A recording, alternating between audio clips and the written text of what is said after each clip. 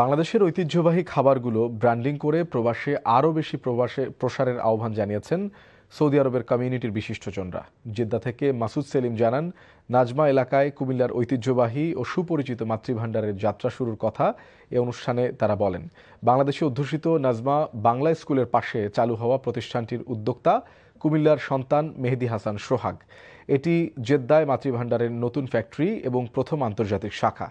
বাংলাদেশি উদ্যোক্তাকে সরকারের পক্ষ থেকে উৎসাহ দিতে উদ্বোধনী অনুষ্ঠানে প্রধান অতিথি ছিলেন জেদ্দাস্থ বাংলাদেশের কনস্যুলেটের দ্বিতীয় শ্রম সচিব রফিকুল ইসলাম।